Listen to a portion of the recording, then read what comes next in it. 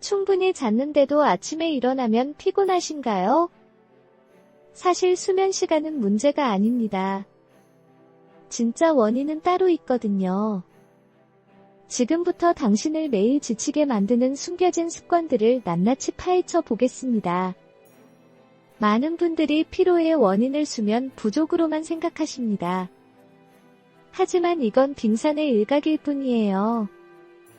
실제로는 우리가 매일 반복하는 작은 습관들이 에너지를 조금씩 빼앗아가고 있답니다. 그렇다면 구체적으로 어떤 습관들이 우리를 지치게 만드는 걸까요? 첫 번째로 가장 흔한 습관부터 살펴보겠습니다.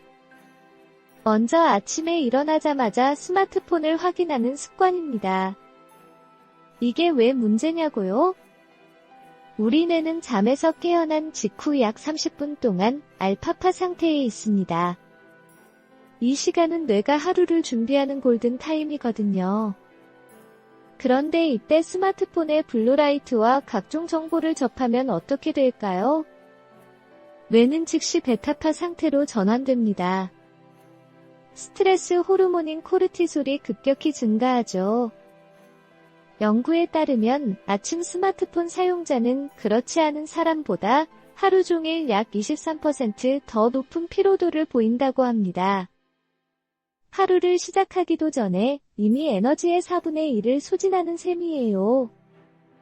게다가 SNS나 뉴스를 보면서 받는 정보 과부하는 심각합니다. 우리 뇌는 하루에 처리할 수 있는 정보량이 정해져 있거든요. 아침부터 이 용량을 채워버리면 정작 중요한 일을 할 때 집중력이 떨어질 수밖에 없습니다. 그러니 눈을 뜨자마자 30분은 스마트폰을 멀리하세요. 대신 가벼운 스트레칭이나 명상을 하는 게 훨씬 좋습니다. 두 번째는 물을 충분히 마시지 않는 습관입니다. 많은 분들이 간과하시는 부분인데요. 탈수는 피로의 주범 중 하나입니다. 우리 몸의 60%는 물로 이루어져 있잖아요. 단 2%만 부족해도 신체 기능이 현저히 떨어집니다. 특히 뇌는 75%가 수분으로 구성되어 있습니다. 물이 부족하면 뇌로 가는 혈액순환이 나빠지죠. 그러면 산소와 영양분 공급이 줄어들고 결과적으로 집중력 저하와 피로감을 느끼게 됩니다. 실제로 하루 5리터 미만으로 물을 마시는 사람들은 만성 피로 증상을 보일 확률이 3배 이상 높다는 연구 결과도 있어요. 그렇다면 얼마나 마셔야 할까요? 일반적으로 성인은 하루 2리터 정도가 적당합니다. 하지만 운동을 하거나 땀을 많이 흘리는 날에는 더 마셔야 하죠. 여기서 팁을 드리자면 아침에 일어나자마자 미지근한 물 한 컵을 마시세요. 밤새 손실된 수분을 보충하고 신진대사를 활성화시켜줍니다. 그리고 매 시간마다 물 한 컵씩 마시는 습관을 들이면 좋아요. 세 번째로 중요한 건 불규칙한 식사 습관입니다. 끼니를 거르거나 불규칙하게 먹으면 혈당이 들쭉날쭉해집니다. 이게 왜 문제냐고요? 우리 뇌는 포도당을 주 에너지원으로 사용하거든요. 혈당이 떨어지면 뇌 기능이 즉시 저하됩니다. 아침을 거르는 분들이 많은데 이건 정말 최악의 습관입니다. 밤새 금식 상태였던 몸에 아침 식사를 하지 않으면 저혈당 상태가 지속되죠. 그러면 몸은 스트레스 상태로 인식하고 코르티솔을 분비합니다. 이 호르몬은 단기적으로는 각성 효과가 있지만 장기적으로는 피로를 누적시키고 면역력을 떨어뜨려요. 또한 끼니를 거르다가 한 번에 폭식하는 패턴도 문제입니다. 급격한 혈당 상승 후 인슐린이 과다 분비되면서 혈당이 다시 뚝 떨어지거든요. 이런 혈당 롤러코스터는 극심한 피로감과 졸음을 유발합니다. 그래서 규칙적으로 하루 3끼를 챙겨 먹는 게 중요해요. 특히 아침은 단백질과 복합 탄수화물 위주로 먹으면 혈당을 안정적으로 유지할 수 있습니다. 네 번째는 앉아서 생활하는 시간이 너무 길다는 점입니다.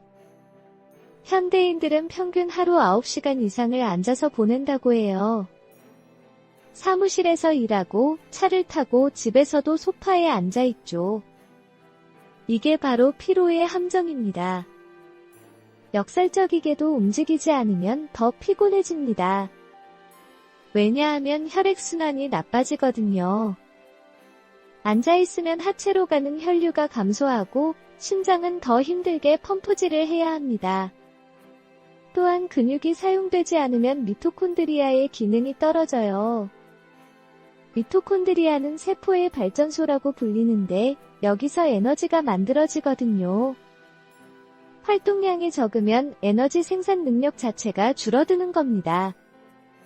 연구에 따르면 30분마다 5분씩만 걸어도 피로도가 현저히 감소한다고 합니다. 그러니 타이머를 맞춰놓고 주기적으로 일어나서 움직이세요. 간단한 스트레칭이나 제자리 걸음만 해도 효과가 있어요. 점심시간에는 가볍게 산책하는 것도 좋습니다.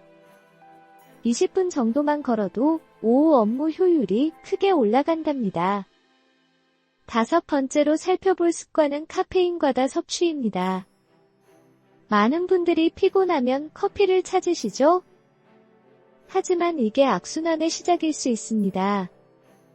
카페인은 단기적으로는 각성 효과가 있지만 장기적으로는 피로를 악화시키거든요. 카페인은 아데노신이라는 피로 물질의 수용체를 차단합니다. 그래서 일시적으로 피로를 못 느끼게 만들어요. 하지만 카페인이 빠지면 쌓여있던 아데노신이 한꺼번에 작용하면서 더 큰 피로감이 밀려옵니다. 그러면 또 커피를 마시게 되고 이런 패턴이 반복되는 거죠. 게다가 카페인의 반감기는 약 6시간입니다. 오후 3시에 마신 커피도 밤 9시까지 몸에 남아있다는 뜻이에요. 이게 수면의 질을 떨어뜨립니다. 깊은 수면에 들지 못하면 다음날 더 피곤하고 또 커피를 찾게 되는 악순환이 계속되죠. 그래서 카페인은 하루 2잔 이내로 제한하고 오후 2시 이후에는 마시지 않는 게 좋습니다. 대신 물이나 허브티를 마시세요. 여섯 번째는 멀티태스킹 습관입니다. 동시에 여러 일을 처리하면 효율적일 것 같지만 실제로는 정반대예요. 우리 뇌는 멀티태스킹에 최적화되어 있지 않거든요. 마침표. 사실 우리가 멀티태스킹이라고 부르는 건 빠른 작업 전환일 뿐입니다.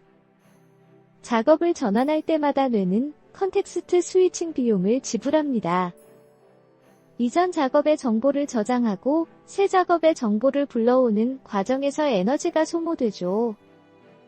연구에 따르면 멀티태스킹은 생산성을 40%나 떨어뜨리고 인지 피로를 2배 이상 증가시킨다고 합니다.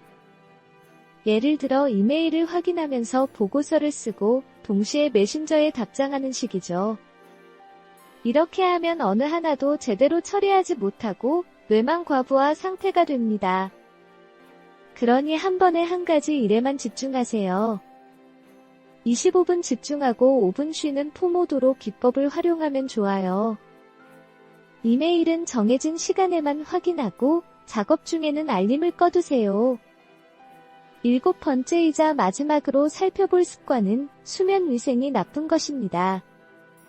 많은 분들이 수면 시간만 신경 쓰시는데 수면의 질이 더 중요합니다. 8시간을 자도 질이 나쁘면 4시간 잔 것만 못할 수 있어요. 수면의 질을 떨어뜨리는 대표적인 습관들이 있습니다. 첫째, 자기 전 스마트폰 사용이에요. 블루라이트는 멜라토닌 분비를 억제하거든요. 멜라토닌은 수면 호르몬인데 이게 부족하면 깊은 잠에 들기 어렵습니다. 그래서 잠들기 최소 1시간 전에는 스마트폰을 멀리해야 해요. 둘째, 침실 온도가 너무 높거나 낮은 경우입니다. 이상적인 수면 온도는 18-20도 정도예요. 너무 더우면 렘수면이 방해받고 너무 추우면 자주 깨게 됩니다. 또한 침실은 최대한 어둡고 조용해야 합니다. 작은 빛이나 소음도 수면의 질을 떨어뜨리거든요. 암막 커튼을 설치하고 필요하면 귀마개를 사용하세요. 셋째, 불규칙한 수면 패턴입니다. 주중에는 6시간 자고 주말에 몰아서 자는 분들이 많은데 이건 효과가 없어요. 우리 몸의 생체 리듬은 규칙성을 좋아합니다. 매일 같은 시간에 자고 일어나는 게 중요해요. 주말에도 평소와 비슷한 시간에 일어나야 월요일 아침이 덜 힘듭니다. 넷째, 자기 전 과식이나 음주입니다. 배가 부르면 소화 때문에 깊은 잠을 자기 어렵고 술은 수면의 질을 크게 떨어뜨려요. 알코올은 처음에는 졸음을 유발하지만 대사되면서 각성 효과를 일으킵니다. 그래서 새벽에 자주 깨게 되죠. 저녁은 가볍게 먹고 술은 가급적 피하는 게 좋습니다. 이 모든 습관들의 공통점이 뭘까요? 바로 작은 변화로도 큰 효과를 볼 수 있다는 겁니다. 하루아침에 모든 걸 바꿀 필요는 없어요. 하나씩 천천히 개선해 나가면 됩니다. 예를 들어 이번 주에는 아침에 물 마시기부터 시작하세요. 다음 주에는 30분마다 일어나서 움직이는 습관을 추가하는 식으로요. 작은 습관들이 모여서 큰 변화를 만들어냅니다. 21일만 꾸준히 실천하면 습관으로 자리 잡는다고 하잖아요. 또한 자신의 피로 패턴을 관찰하는 것도 중요합니다. 언제 가장 피곤한지, 어떤 활동 후에 에너지가 떨어지는지 기록해 보세요. 그러면 자신만의 피로 유발 요인을 찾을 수 있습니다. 사람마다 체질과 생활 패턴이 다르니까요. 여기서 중요한 건 완벽을 추구하지 않는 겁니다. 가끔 늦게까지 스마트폰을 보거나 커피를 한 잔 더 마실 수도 있어요. 그게 인간이니까요. 중요한 건 전반적인 패턴을 개선하는 거예요. 80%만 실천해도 큰 변화를 느낄 수 있답니다. 그리고 충분한 휴식도 잊지 마세요. 생산성만 추구하다 보면 오히려 번아웃이 올 수 있습니다. 일주일에 하루는 아무것도 하지 않는 날을 정해보세요. 죄책감 없이 쉬는 것도 중요한 습관이에요. 휴식은 게으름이 아니라 재충전입니다. 마지막으로 스트레스 관리도 빼놓을 수 없습니다. 만성 스트레스는 코르티솔을 지속적으로 분비시켜 피로를 누적시키거든요. 명상, 요가, 취미 활동 등 자신만의 스트레스 해소법을 찾으세요. 하루 10분이라도 좋으니 마음을 비우는 시간을 가지세요. 결국 만성 피로는 하나의 원인이 아니라 여러 습관이 복합적으로 작용한 결과입니다. 수면, 식습관, 운동, 스트레스 관리가 모두 연결되어 있어요. 한 가지만 고쳐서는 근본적인 해결이 어렵습니다. 전체적인 생활 습관을 조금씩 개선해 나가야 해요. 오늘 소개한 7가지 습관을 다시 정리해 볼까요? 아침 스마트폰 사용 줄이기, 충분한 수분 섭취, 규칙적인 식사, 주기적인 움직임, 카페인 조절, 싱글 태스킹, 그리고 수면 위생 개선입니다. 이 중에서 가장 쉬운 것 하나만 골라서 오늘부터 시작해 보세요. 변화는 작게 시작하지만 그 효과는 눈덩이처럼 커집니다. 한 달 후, 석 달 후 당신의 에너지 레벨이 어떻게 달라졌는지 비교해 보세요. 분명 놀라운 차이를 느끼실 겁니다. 피로는 당연한 게 아니에요. 우리 몸이 보내는 신호입니다. 그 신호에 귀 기울이고 작은 습관부터 바꿔나가세요. 당신도 충분히 활력 넘치는 하루를 보낼 수 있습니다. 마침표.